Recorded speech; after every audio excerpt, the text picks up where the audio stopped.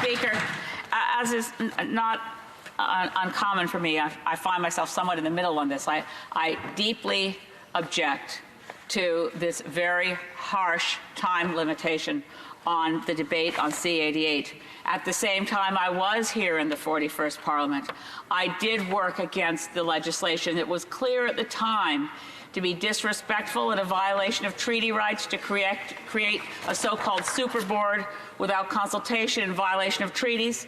I think after the decision of the Northwest Territories Supreme Court that suspended the creation of this super board, this legislation is almost a no-brainer.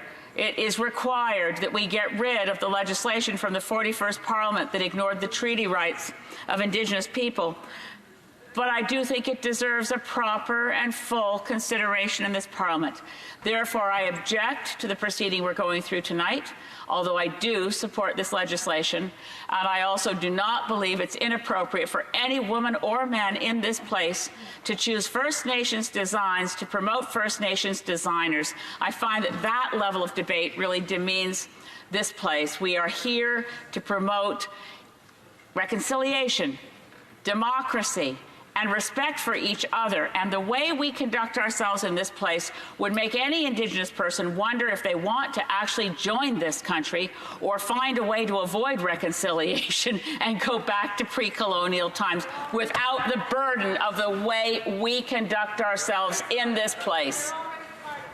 The Honourable Minister.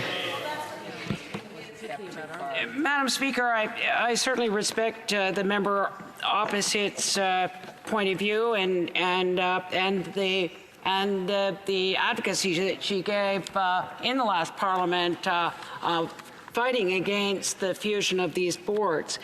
But I do think the member will come to understand that there are special bills that really reflect the consensus and the agreements that First Nations and Inuit or Métis have come to with Canada, and that means that we have a proper airing as we have with the 2 days of debate at second reading, the INAN committee hearings, and now this is the second day of debate at third reading. I hope that all members will take advantage of the 5 hours coming forward and will speak if they need to. But this is not.